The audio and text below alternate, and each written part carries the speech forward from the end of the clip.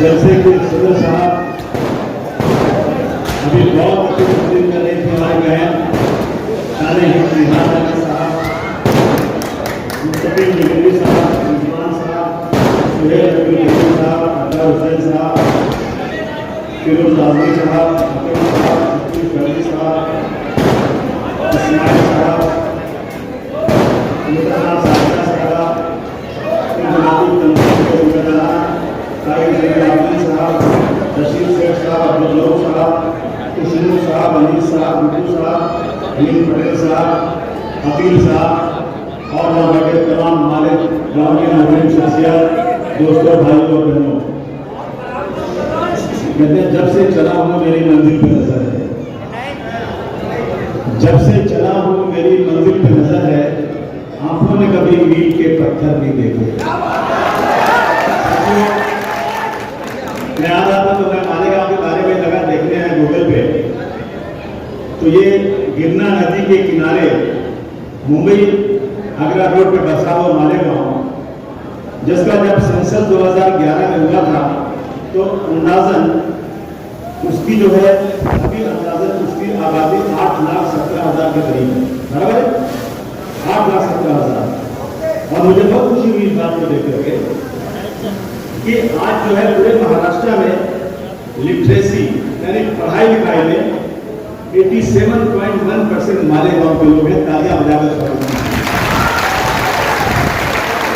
Literacy में मालेगांव के पढ़े लिखे लोग 87.1% मर्द लोग हैं, जो महाराष्ट्र की एवरेज से सबसे ज्यादा है। और इसमें मर्दों में 93.3, और सबसे अच्छी बात है कि फीमेल लेडीज हमारी पढ़ी लिखी 89.81% लिटरेसी में होती है। आप सोचिए, कहते हैं मुसलमान पढ़ता नहीं, कॉलेज में खोले जा रहे हैं, कोई सहूलत नहीं दी जा रही, उसके बाद भी मैं बहुत दिल की गहराइयों से मुबारकबाद देता हूँ, इस सिचुएशन में भी मालेगांव पढ़ाई में सबसे आगे है। हम याद दिलाना चाहते हैं कि हिंदुस्तान में जिन्होंने तालीम की शुरुआत की थी, औरतों की तालीम, मुझे इस बात की खुशी है कि ये तालीम की मुहिम शुरू करने वाली फातिमा शेख और उस्मान शेख का पहलू भी इसी मालेगांव से था, इसी मालेगांव से था। वो पैदा हुए तो यतीम थे, 1830 के आसपास जब यहाँ पैर पड़ा था तो मालेगांव के मुनकर लोग घुलकर यहाँ से कुछ चले गए थे गुना में। उस वक्त उनकी उम्र जो थी 8 साल की थी उस्मान साहब की, फातिमा शेख की उम्र 6 साल की, ये यहाँ से चली गई थी। पूना में मुंशी अब्दुल कादिर साहब जो टीचर थे, उन्होंने उनको पनाह दी और उस्मान शेख को ऐसे स्कूल में डाला गया था जहां पर महात्मा ज्योतिबा फुले भी वहीं पढ़ते थे, दोनों एक साथ पढ़ते थे। उस्मान शेख एंड महात्मा ज्योतिबा फुले एक साथ एक ही स्कूल में थे। और जब महात्मा ज्योतिबा फुले की शादी हो गई और उनकी बीवी जो तालीम की तरफ जाने लगी, तो जो बड़ी जात के लोग थे उन्होंने कहा कि हम ये बर्दाश्त नहीं कर सकते कि औरतें तालीम में जाएं, खासतौर से दलित औरतें और मुस्लिम औरतें। कल आगे हो उनको घर से, इनको जो है अपनी बीवी के साथ घर से निकलना पड़ा। तो जो सावित्री बाई घर से निकली तो उनको सहारा देने वाला कोई नहीं था सिवाय फातिमा शेख के। ये एहसास भी किसको जाता है, मालेगांव को जाता है, बहुत भाई मालेगांव की सरहदी को जाता है। तालीम के लिए फातिमा शेख पहली बार जब स्कूल खुला, सावित्री बाई ने स्कूल खोला जब उनकी जगह पे, तो पहली हिंदुस्तान में टीचर औरतों की कोई बनी तो फातिमा शेख बनी, जो मालेगांव की थी। लेकिन आज मुझे अफसोस के साथ कहना पड़ा है, आज चारों तरफ किसका नाम है, सावित्री बाई फुले का, ज्योतिबा फुले का, लेकिन कहीं भी आप नाम सुनते हैं उस्मान शेख का या फातिमा शेख का? नहीं सुनते होंगे आप। अभी असेंबली में पिछले दिनों बजट में नाम दिया गया कि पूना में 50 करोड़ रुपया लगाकर वहां पर जो है एक यादगार बनाई जाएगी सावित्री बाई की। तो मैंने फूल के घर खड़े होकर के कि आपको शर्म आना चाहिए कि सावित्री बाई को जगह देने वाली पढ़ाई के लिए उसका नाम था फातिमा शेख, आपने आज तक उसका नाम नहीं लिया, यही नाम लिया उन्होंने। लेकिन मैं मालेगांव से पूछा था, माफ कीजिएगा, मालेगांव वालों ने भी उनकी इज्जत उनके वकार में कोई काम नहीं किया क्या? बताइए जरा मालेगांव वाले मुझे, भूल गए हम लोग उनको। लेकिन अगर आपने अबू आसिम को ताकत दिया, जिस तरह से मैंने मुंबई में मेरे इलाके में, अगर मुंबई जाएगा, जब आप मुंबई में फ्री वे एक जगह है, देखा किसने फ्री वे, जहां सिग्नल नहीं फ्री वे, जब चेंबूर में आज उतरता है मेरे इलाके में, वही सामने मैंने 1 करोड़ रुपया लगाकर मैंने एक ऐसा बिल्डिंग ऐसी यादगार बनाया फातिमा शेख की, उस्मान शेख की उनकी पूरी की पूरी जिंदगी के बारे में उसमें सब उर्दू में भी बहुत बड़ा लिखा हुआ था। आप आगे देखिए, अगर आपने अबू आसिम को ताकत दिया, मैं मालेगांव में फातिमा शेख का बहुत बड़ी यादगार बनाने का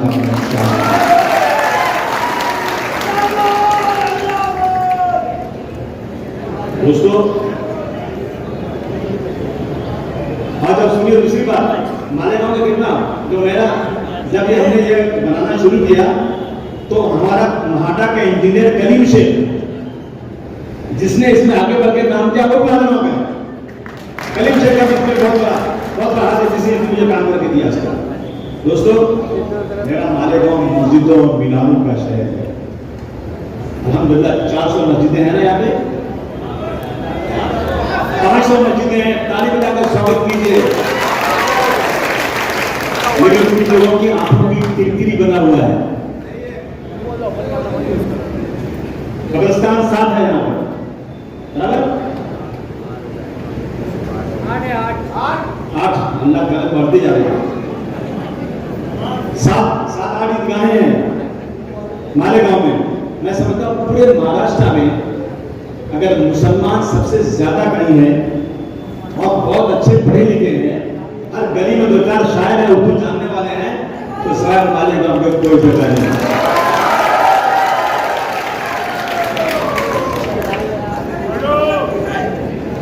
यहाँ पे मुसलमानों का तनासुर 89% है, 79% मुसलमान है, 21% में गैर मुस्लिम है, क्रिश्चियन है और दूसरे बुद्धिस्ट हैं, दलित हैं, सब मिला करके तो यहाँ पर 79% मुसलमान है। मैं छाती ठोक कर कहता हूँ ये मेरा मालेगांव है, ये मेरा मालेगांव है, बुनकरों का शहर है, दिन रात बुनकर मेहनत करता है। सरकार गरीबी हटाना चाहती है, रोटी कपड़ा और मकान की बात करती है। मैं इन बेशर्मों को बोलूं, आप मालेगांव में जो हिंदुस्तान नंगे लोगों को कपड़ा पहनाते हैं, उनका रहने का घर अच्छा नहीं है, उनको रहने का घर अच्छा नहीं मिला आज तक। और इलेक्ट्रिक का बिल तो ऐसा बढ़ रहा है, ऐसा बढ़ रहा है। हवाई जहाज से रात को आ रहा था, मुझे मिला एक आदमी जहाज में, उसने कहा मैं जो भिवंडी में जो चलता है बाबू, उसका कौन सी कंपनी है वो, तो का मैं फलाना आदमी हूँ। अरे तू ही है क्या? बोले मैं हूँ। उसने खुदा की कसम मुझे कहा, आसिम भाई मैं आपको ऑन रिकॉर्ड नहीं लेकिन ऐसा बता रहा हूँ कि पूरे हिंदुस्तान में सबसे ज्यादा बिजली अगर कहीं वसूली जाती है तो महाराष्ट्र में वसूली जाती है। इन्होंने बहुत कमजोर समझ लिया हमें। ये जहां जहां मुस्लिम इलाका है वहां ऐसी कंपनीज को ठेका दिया गया है जो कंपनीज मारवाड़ियों की तरह से पैसा वसूल के गवर्नमेंट को दे। सरकार का काम व्यापार करना नहीं है, सरकार बिजनेस के लिए नहीं बनाई जाती है, सरकार बनाई जाती है किस तरह से जनता को आराम दिया जाए। जनता अगर परेशान है तो सब्सिडी के जरिए किसी तरह से भी जनता को आराम पहुंचाया जाए, उसको रोजी रोटी का बंदोबस्त किया जाए। दोस्तों मैं आपको आहिद करता हूं, आपने मुझे आजमाया है कि नहीं? आप जानते हैं कि नहीं? बोलिए। मैंने अपनी जिंदगी खपा दिया मेरी कौम के लिए, खुदा की कसम। मुझे सियासत से कोई मकसद नहीं, मुझे सिर्फ अपने लोगों को जो दबे पिछले जिनके साथ नाइंसाफी हो गई है, मैं इनको इस मुल्क में रहने का इज्जत के साथ जगह दिलाना चाहता हूं। सच कहूं मुझको वो इंसान बुरा लगता है, सच कहूं मुझको वो इंसान बुरा लगता है और हाथ फैलाए मुसलमान होता है।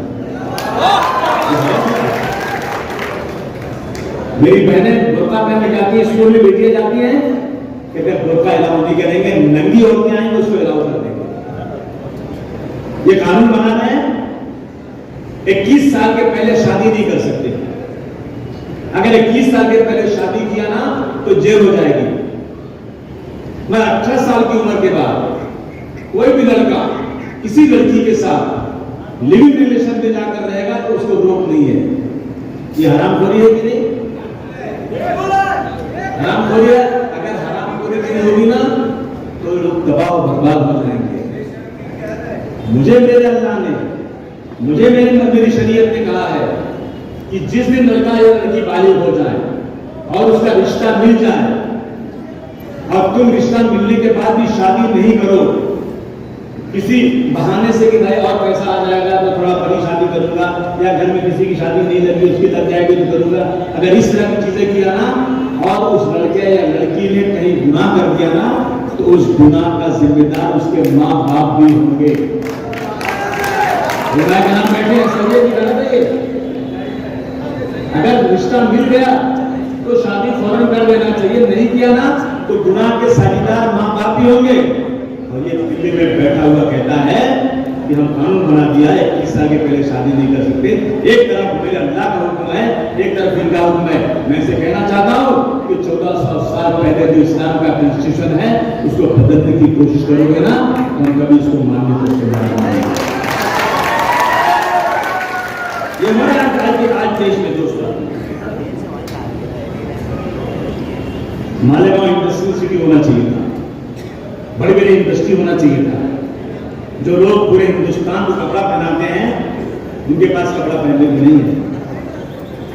चाहिए देखिए टीम के घरों में लोग हैं, 55% लोग आज भी झोपड़पट्टी में हैं जिनका घर बहुत छोटा सा है, उसको घर आप नहीं कह सकते।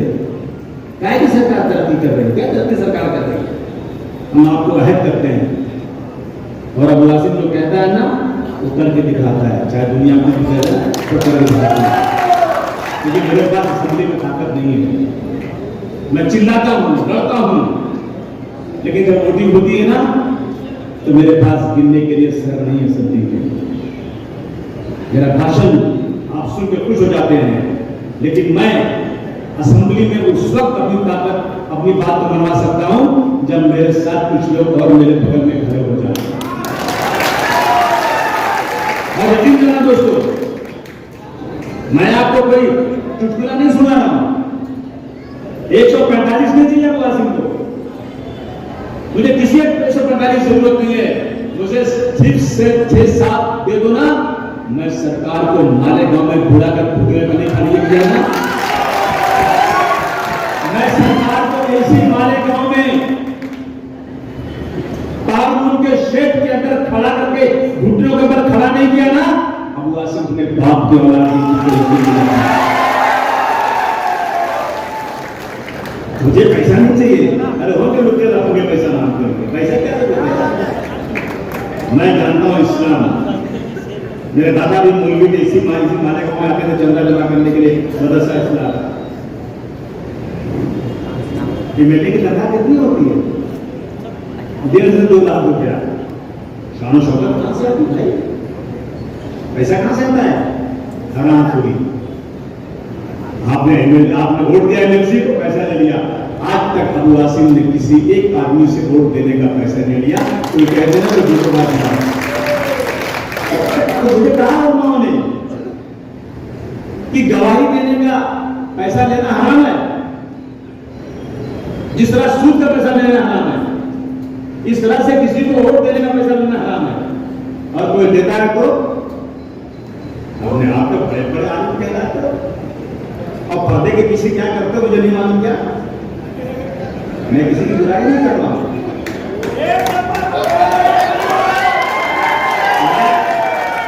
मैं अकेला नहीं लेता।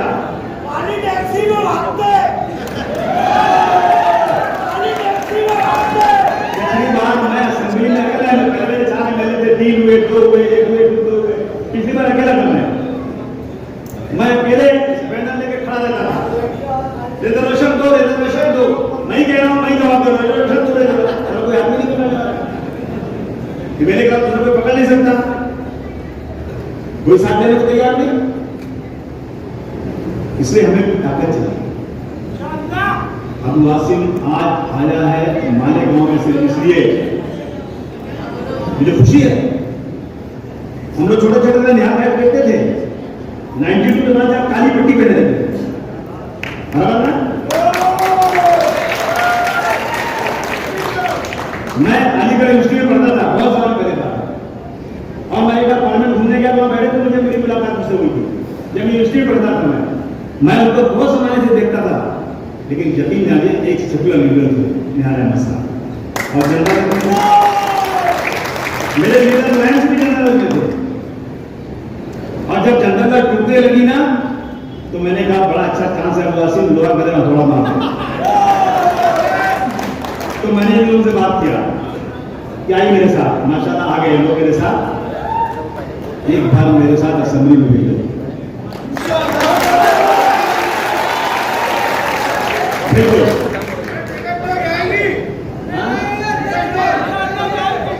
नहीं, एक को नहीं सुना,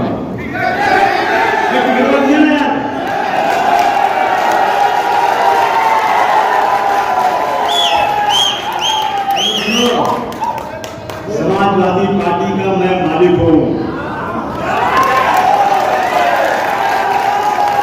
मुझे टिकट देने में किसी से पूछने की जरूरत नहीं।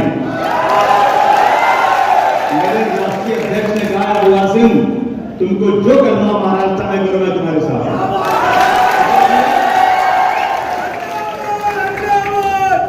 ये वो पार्टी नहीं है,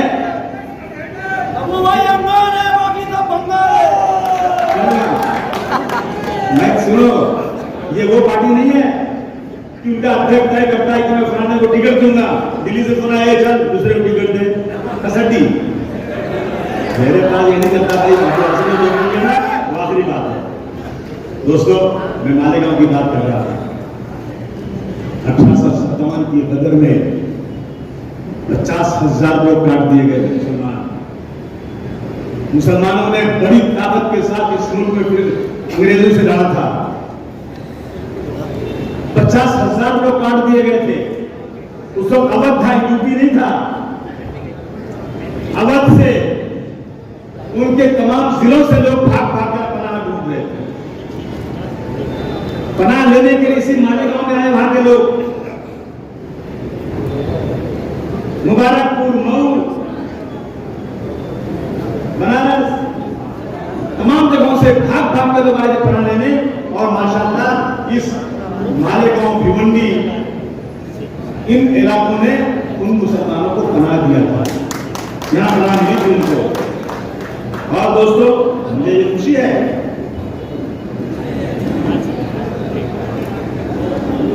जो जुल्म के शिकार हुए थे लोग, यहाँ पे आगरा रोड पर जो बस्तियां हैं, बुरहानपुर, मालेगांव, भिवंडी, मदनपुरा तक के लोग आए, और ये इनकलाबी खानदान के लोग बुनकरों के काफिले में यहाँ आकर बुनकर का काम शुरू किया, यहाँ आबाद हुए। और मगर आने के बाद इनकी जज्बे जिहाद कम नहीं हुआ, भाग भाग के वहां यहाँ आए।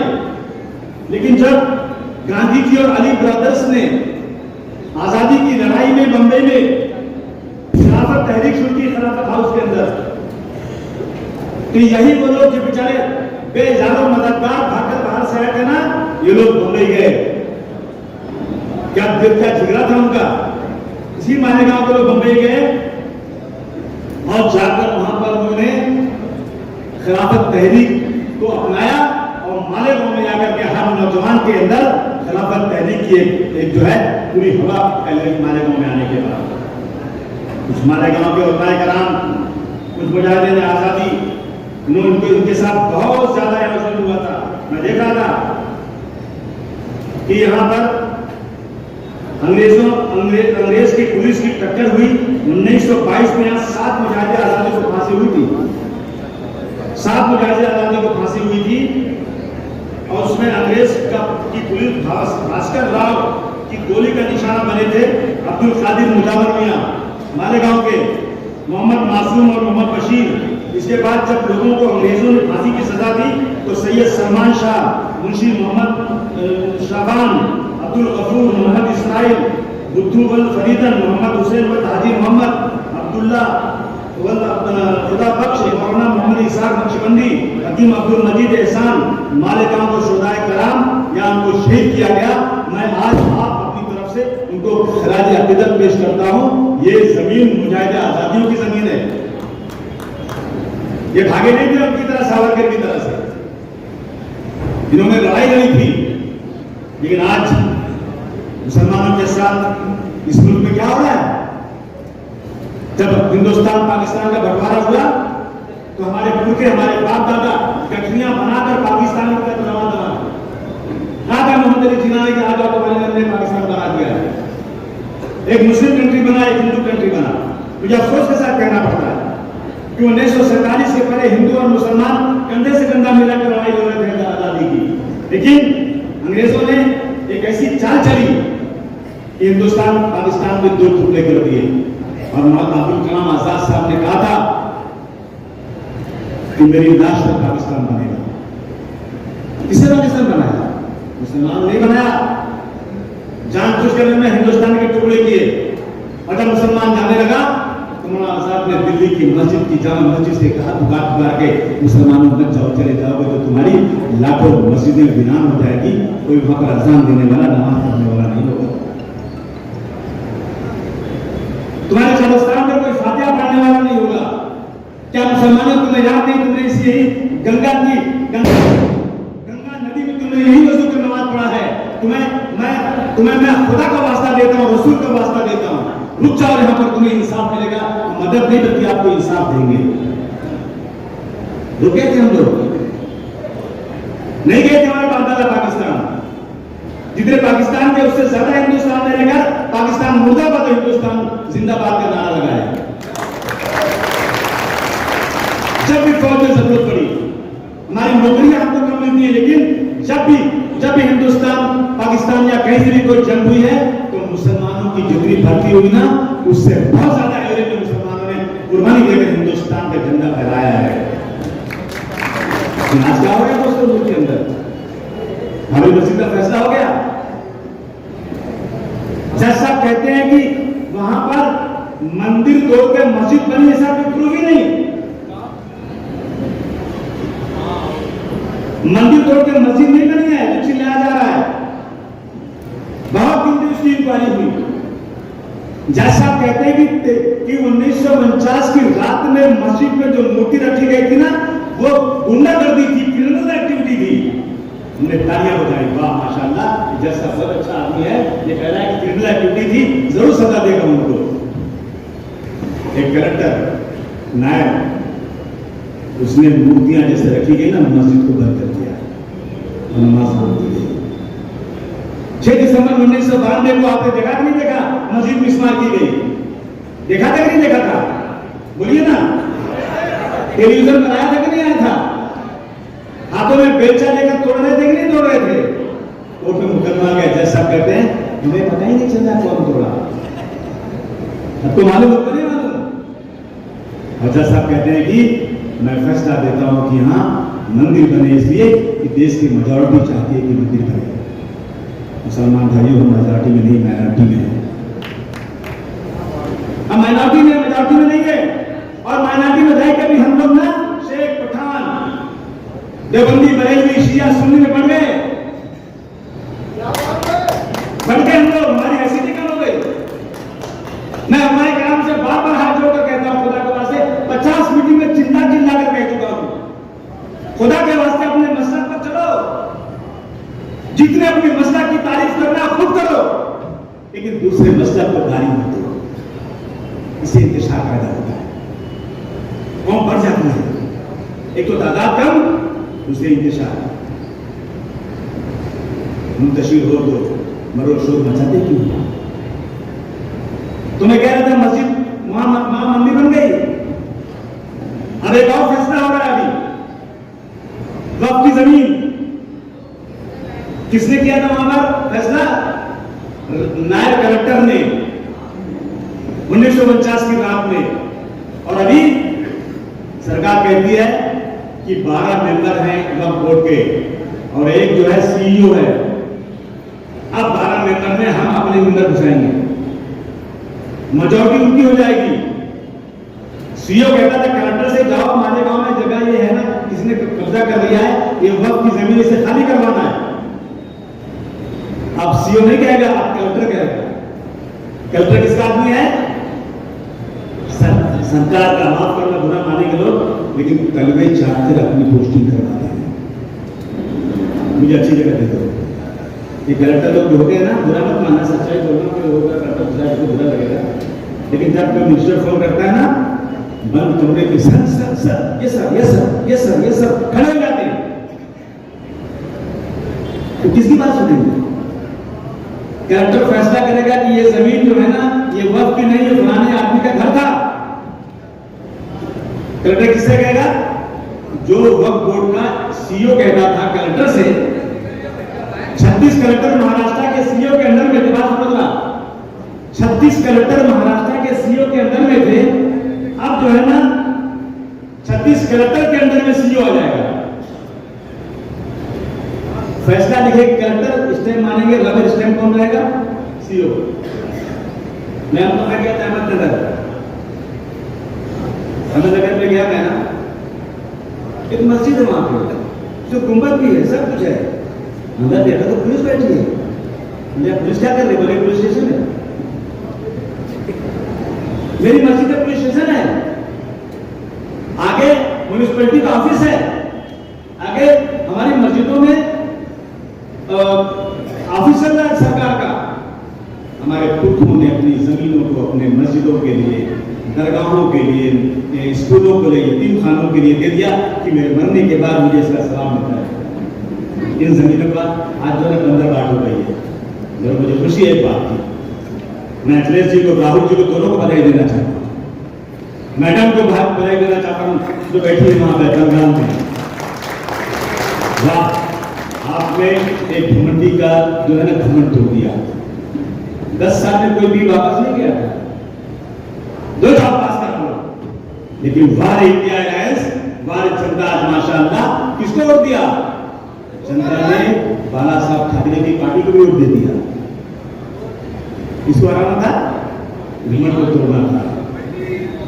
400 पार अगर हो गया तो क्या होता? ये हमारी जो जमीन है, जो आज हिंदुस्तान में फौज की जमीन सबसे ज्यादा है, उसके बाद रेलवे की जमीन है, उसके बाद इस नबी कौम की जमीन है 9 लाख एकड़। इन माफियाओं की नीयत की जमीन पर पड़ गई है।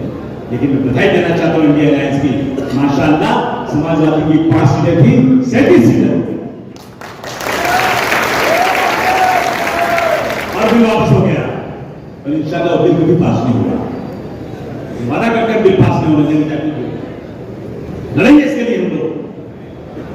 अखिलेश यादव का वादा है कि मैं बिल करूंगा, लेकिन बिल पास नहीं होने दूंगा। हमें यही करना है। आज यहाँ का महाराष्ट्र में हम सोचते हैं त्योहार आएगा तो हम मिठाई बांटेंगे, अपने हिंदू भाइयों को शरत दिलाएंगे। रामनवमी आएगी ना, हमारा कान खराब हो जाएगा। जब रामनवमी आएगी तो 50-100 लड़के मोटरसाइकिल लेंगे, गेरुआ झंडा लगाएंगे, टीका लगाएंगे, मेरी मस्जिद के सामने आकर कहेंगे जय सिया राम, जय सिया राम। आदमी कहेगा भाई साहब अजान हो रही है, जरा सा खराब न किए, बंद कर दे अजान। ऐसे क्या हिंदुस्तान में रुकते थे? हमारी मकान को बंद कर दोगे।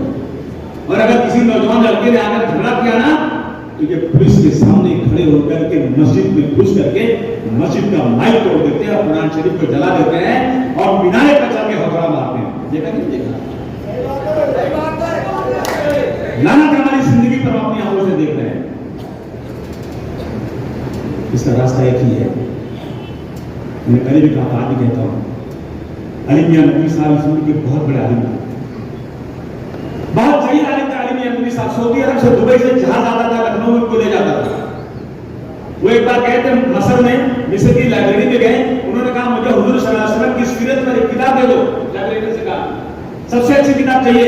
उसने कहा साहब अगर आपको सबसे अच्छी किताब चाहिए रसूलुल्लाह की सीरत के ऊपर, तो अली मियां नकवी साहब ने लिखा वो किताब ले लो। कहा वही तो यही करेंगे, वही अली मियां नकवी हूं, वही मांगना किताब। कितना बड़ा कैरेक्टर था, उन्होंने कहा है अगर हिंदुस्तान का पूरा मुसलमान 100% मुसलमान जो है ना अपना नमाजी बन जाए, बाजमात नमाजी बन जाए, नमाज सबसे बेहतर बाजमात की होती है। हिंदुस्तान का 100% मुसलमान जमात से नमाजी बन जाए, हिंदुस्तान का पूरा मुसलमान तहज्जुद गुजार बन जाए, फिर भी अगर उसके अंदर सियासी सूझबूझ नहीं आई, सियासी बसीरत नहीं आई, तो सुन लो हिंदुस्तान के मुसलमानों, इस मुल्क में ऐसा वक्त भी आ सकता है कि तुम 5 वक्त की नमाज भी पूरी हो सकती है। किसने कहा? इसे अली के नबी साहब ने कहा। सुन भूल जाएगा इसे ना हमारे गांव के लोगों 1995 से लड़ रहा हूं, रात को 2 बजे पहुंचा, सुबह 7 बजे निकल गया हूं। घर में रोज झगड़ा, घर में रहते भी, घर देखोगे कौन देखो, मिलत देखो, पैर सूख जाते हैं, वक्त नहीं मिलता। लेकिन एक जरूर सवाल है कि मैं इस मुल्क में किराएदार नहीं हूं, मैं मालिक हूं, इस मुल्क का मालिक हूं। मैं इस मुल्क में रहूंगा तो जिस तरह टीपू सुल्तान, हजरत टीपू सुल्तान ने कहा था 1000 दिन गिदड़ की जिंदगी से बेहतर एक दिन शेर की जिंदगी है। बहुत तकलीफ दे रहे हैं मुझे, मैं माइक पर नहीं बोलना चाहता हूं, लेकिन मर जाऊंगा, मिट जाऊंगा, लेकिन मैं इस सच्चाई के रास्ते को छोड़ूंगा नहीं, चाहे कुछ भी हो जाए। मालेगांव के लोगों, ये मेरा इलाका है, रोज यहां पर मैं आपके पास आया हूं, दास्तान की क्या सुना हुआ। एक आफ्ताब होने वाला था, उसने कोई लड़की को काट डाला, एक फिरका परस्त मुस्लिम से मुल्क में चारों तरफ मुसलमानों के खिलाफ जो है ना प्रोग्रेस शुरू कर दिया। सकल हिंदू समाज क्या होता है? तो पूरे हिंदू लोग की तरफ से क्यों मोर्चा निकल रहा है? अरे मुसलमान ने लड़की को काट डाला और उसको फ्री में डाल डाला, और बाद में मालूम पड़ा कि ये मुसलमान नहीं, ये पारसी है। उसके बाद 10 केस ऐसे आए तो हिंदुओं ने लड़की को काटा, फ्रीज में काट के रख दिया, वो कोई टीवी दिखाता नहीं। अभी मैं गया था यहाँ अपना विकासगढ़, मुझे वीडियो दिखाया लोगों ने, एक औरत 10 दिन से कह रही चिल्ला कर, चलो विकासगढ़ दरगाह पे जाएंगे। जिस तरह से हम अयोध्या में गए थे, अयोध्या में बाबा की छाती पर चढ़ करके उन्हें गेरुआ झंडा लगा दिया था, उसी तरह से जाएंगे और विकासगढ़ में झंडा लगाएंगे, गेरुआ झंडा लगाएंगे। सरकार कुछ नहीं कर रही। 13 तारीख को 14 तारीख को जाना था, तारीख थी 13 की रात में मुख्यमंत्री बन गए। मैं पूछूं क्यों गए थे वहां पर? मुझे नहीं मालूम क्यों गए थे, लेकिन उसी शहर में गए जहां ये हुआ। 14 तारीख को कई हजार लोग जमा हो गए दरगाह के नीचे। पुलिस ने कहा 144 लगा दिया, नहीं जा सकते। उसके पहले नहीं लगाया, 10 दिन तक चिल्ला रही औरत तो आपने नहीं लगाया।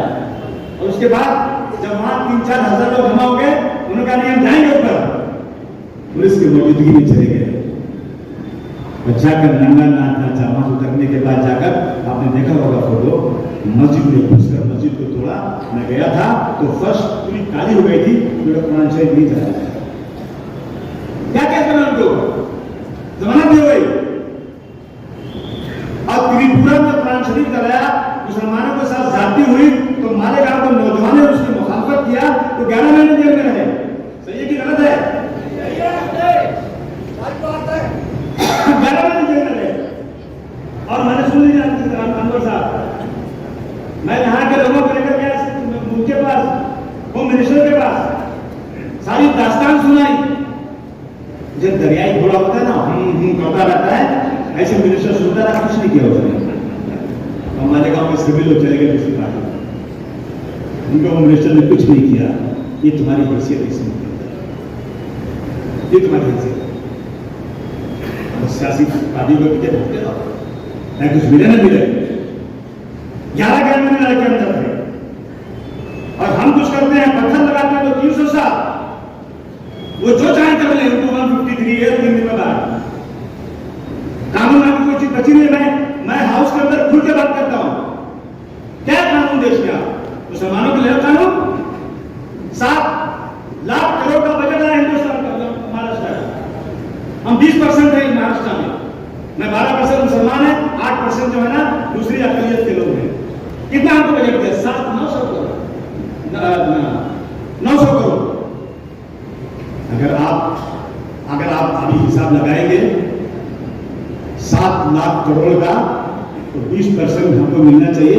हमें ऊंट के मुंह में जीरे के बराबर पैसा नहीं मिलता, और जो अनाउंस होता है ना उसका आधा पैसा वापस रह जाता है, नहीं मिलता। उनको कब्रिस्तान की जमीन के लिए मेहनत करनी पड़ती है, दर ठोकने खानी पड़ती है। उस दिन अजीत पवार साहब ने कहा कि मैं माइनॉरिटी के साथ में जुल्म नहीं होने दूंगा। मैंने कहा अरे वाह वाह, ये खांसी निकल रहा है नौजवान, कह रहा कि मैं मुसलमानों के साथ तो जुल्म नहीं होने दूंगा। मैंने लिखा कि सर आपका बहुत बहुत आभार, आपने ऐसी बात किया। प्लीज सर, जो ये अपना दूसरे गांव में एक नौजवान को मार दिया गया, जिसकी बीवी प्रेग्नेंट थी, मस्जिद में घुस कर मार दिया बेकसूर, उसको मुआवजा दीजिए, और जिसने मारा जेल भेज दीजिए। आइटम काम नहीं है, जबानी बात है। कब तक चिल्लाते रहेंगे? अपने पैदा किए सूरज की दुआएं मांगो, अपने पैदा किए सूरज की दुआएं मांगो। भीख मांगी हुई किरणों का भरोसा क्या है? मैं आपसे कहना चाहता हूं, आप मुझे खुल के बताओ। कहते हैं मेरी कमजोरियों पर जब कोई तनकीद करता है, मेरी कमजोरियों पर जब कोई तनकीद करता है, वो दुश्मन क्यों न हो, उसे मोहब्बत हो करती है। क्योंकि अल्लाह की कसम है, खुदा का वास्ता है, तुम सबको बताओ मैंने कौन सा गलत काम किया, तब से राजनीति में आया हूं। मैं तुम्हारी लड़ाई लड़ी के लिए नहीं, बताओ खड़े होकर के बताओ मैंने गलती कौन सी किया जिससे तुमको मेरे से नाराज किए। मैं सुनना चाहता हूं, बताओ ना, कोई है गलती नहीं? मैं दर भीख मांग रहा हूं आपसे, किसके लिए? अपनी कौम को हिसाब दिलाने के लिए, और किसी चीज के लिए नहीं।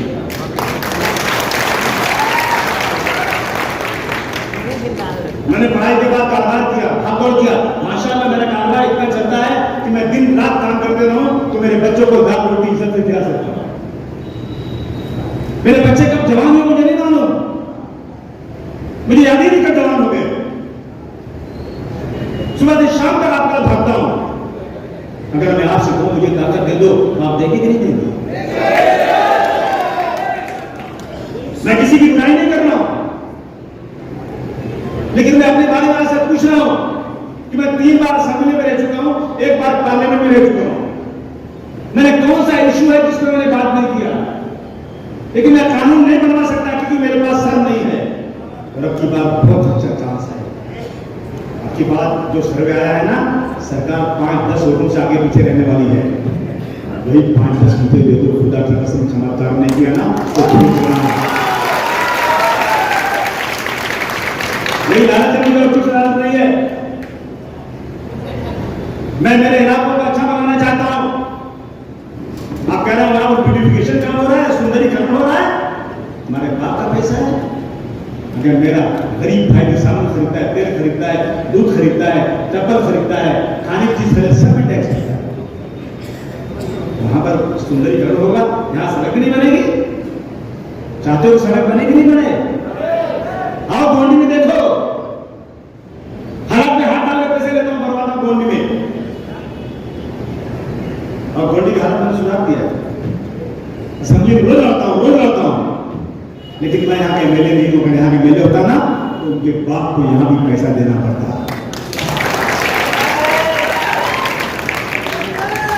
यहाँ के एमएलए में नहीं हूं, यहाँ के एमएलए सुधार दिया।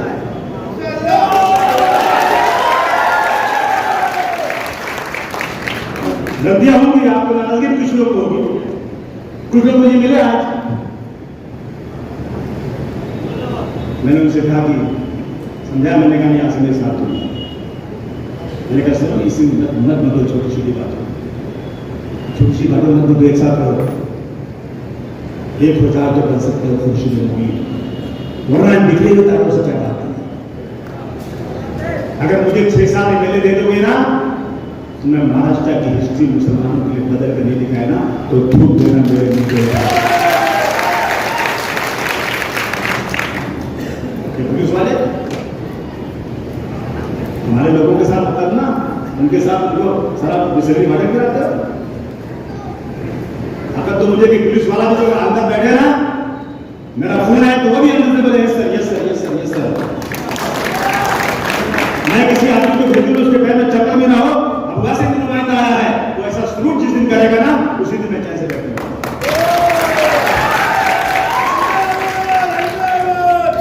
इसलिए आपसे गुजारिश करने आया मालेगांव के लोगों तो मत सोचो कुछ कि ईपी वाला है, ये खानदासी है, ये कौन है, छोड़ो इस बात। तुम्हारा भाई अबू आसिम को लीडर ने तुम्हारा खादिम है, तुम्हारी खिदमत के लिए तुम्हारे पास आया है। अगर जिंदगी में जीतने वाले एमएलए से अबू आसिम ने 1 रुपया भी मांगा तो मेरे लिए सुअर का गोश्त। मैं मेरी ताकत के मुताबिक मैं एमएलए को मदद भी करता हूँ और आगे बढ़ता हूँ। आओ काम करो कौम के लिए, अबू आसिम के लिए कोई काम की जरूरत नहीं, मैं तो कोई भी काम करवा दूंगा, लेकिन मेरी कौम का काम करो। हमारे गाँव में धान का प्राइस फिक्स करो, ये रोजाना सोने की तरह बढ़ता घटता रहता है, बंद करो उसको। हर महीने का धान का प्राइस फिक्स करो ताकि लूम के लोग अपने कपड़े को अच्छी तरह से बाहर कर बेच सकें। सब्सिडी दो, और ये जो प्राइवेट कंपनियां लाया मुस्लिम एरिया में ना भगाओ को यहाँ से। अगर दाना है तो पूरे महाराष्ट्र में यहाँ क्यों है खाली, यही सबसे कमजोर दिखते हैं आप तो। कब होगी बात? जब मेरे पास 5-6 एमएलए होंगे ना, और जब असेंबली में बहस होगी ना तो इनके बाप को मेरी बात सुननी पड़ेगी। करोगे कि नहीं करोगे? देखो तुमको जज्बाती लोग अबू आसिम आए हाँ कहने के बाद चले गए भूल गए। मुसलमानों की नहीं, पक्के मुसलमानों की नहीं।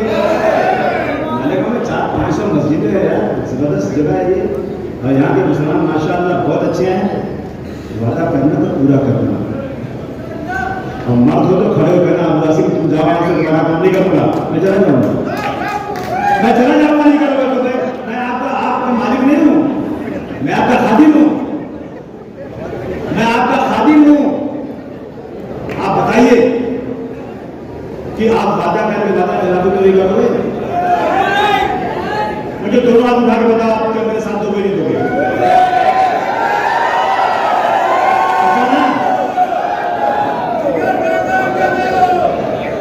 मैंने अखिलेश जी से बोला, अखिलेश जी को बुला रहा था मैं, आ जाओ, अखिलेश जी बोले आए तो आता हूं।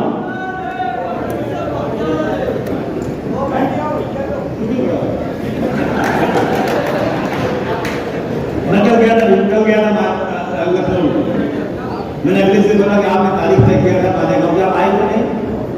तो बोले मैं सोचता हूँ कि अलायंस की डेट अलायंस हो जाए तो आऊँ। मैंने कहा नहीं, आपको अलायंस हो या ना आपको आने वाले। तो उन्होंने मुझे एक डेट दिया है, बहुत बिजी है वो, लेकिन 15, 18 और 19, 18 अक्टूबर को आएंगे, 19 को दुनिया में रहेंगे, और मैं उसके पहले इंशाल्लाह इकरा हसन को बुलाऊंगा। ये आपकी पार्टी की है, वो जहां बोलो आएंगे लोग, नहीं पड़ेगा। और बोलोगे ना तो जिसने अयोध्या में बीजेपी को पटका है ना उसको बुलाओ।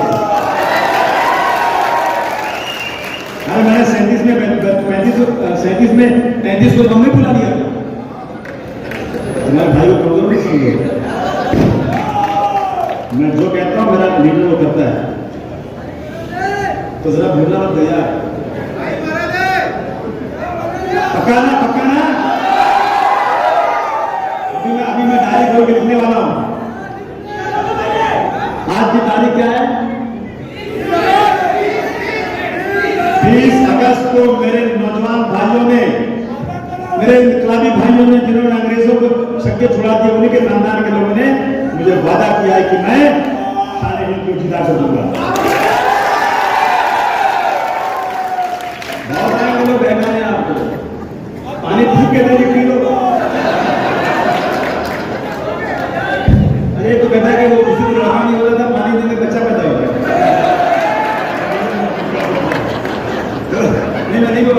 क्या इतनी बोल रही है?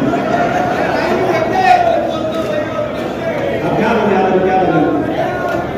तो ये सब छोड़ दो, मर्द के साथ रहो, मर्द के साथ। मुझे उम्मीद नहीं लगी पूरा पक्का भरोसा इंशाअल्लाह। मैं कल रात को 2 बजे अखिलेश जी से बात किया, तो मैंने बोला सुनो, मैं माले गाँव की बात जीत कर नहीं दिखाया अखिलेश भाई, तो आपको मुंह ही दिखाऊंगा। कह दिया है कि माले गाँव में जीत कर दिखाऊंगा, मैं कैसे जीतूंगा, ये लोग जीतेंगे ना, ये जिताएंगे। आज से कह दो, हमने तय कर दिया। अब कोई कुछ भी कहे, कोई कितनी भी नौटंकी करे, भैया हम नहीं सुनेंगे, हम आदिवासी के साथ ही रहेंगे।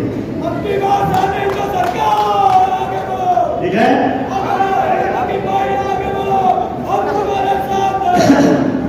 मैं तो आगे जाने वाला नहीं, मुस्तकिल मुझे मिला ना, मुझे लगा ये अच्छा आदमी है, मुझे लगा सीधा आदमी और दोषी का भी आदमी। अली भाई तुम साथ दे रहे हो ना? अली भाई इधर से मत रहना, हाँ ये लेना,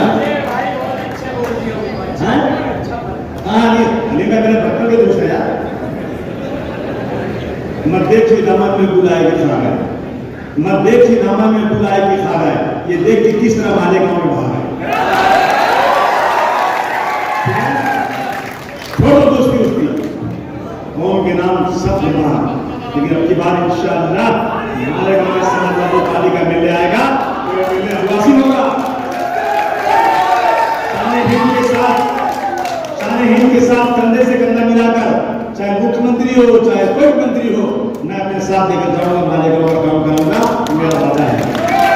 ऐसे भी मेरे पास कोई मिले हैं, लेकिन ये मेरी खुशकिस्मती है, मैं किसी मंत्री के जाता हूँ ना, 15 आदमी खड़े मुझसे हट जाते हैं, मेरा बुआ मेरे काम मेरा काम पहले करते हैं। तो आपने बातें सुनी और मुझे अच्छा लगा। अभी कुछ खाना खाऊंगा कहीं, मैं 2 सुबह खाना पकाया नहीं, क्यों चलेगा, लेकिन मेरा पेट भर गया, हमारा पेट भर गया।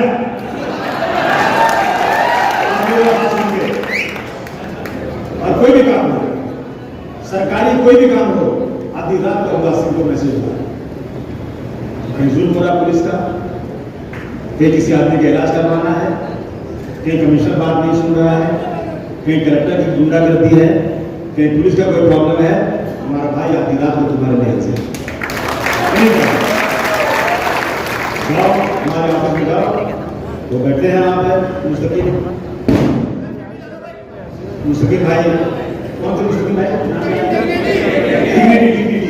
डिग्निटी क्या है, आप पूछा करने का ये डिग्निटी की मतलब क्या, बोले इनका धंधा था डिग्निटी हो गया। तो मुस्तकिल भाई डिग्निटी बैठे हैं, मैं आपको एक सच्चे इंसान की तरह वादा करता हूँ, आज से मैं आपका एमएलए हूँ।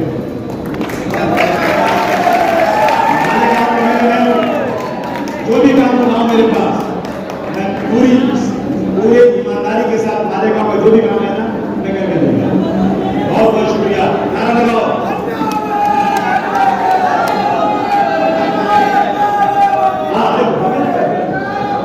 अरे भैया सुनो, क्या कहना मालूम है, ये गड्ढा का बयान कर दो, तो मसला वो है कि सारी रामायण में सीता कौन थी,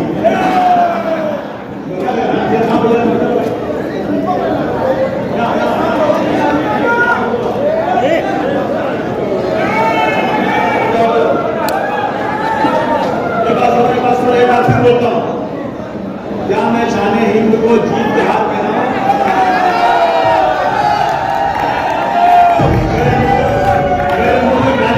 चाहिए, मैं शाने हिंद को समाजवादी पार्टी का उम्मीदवार डिक्लेयर करता हूं और इनको जीत का हाथ बनाता हूं।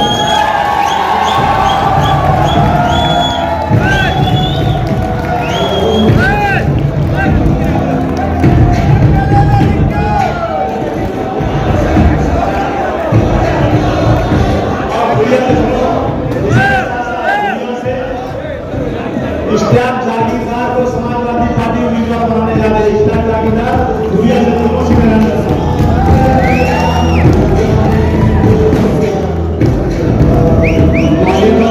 समाजवादी युवाओं की जानिब से अब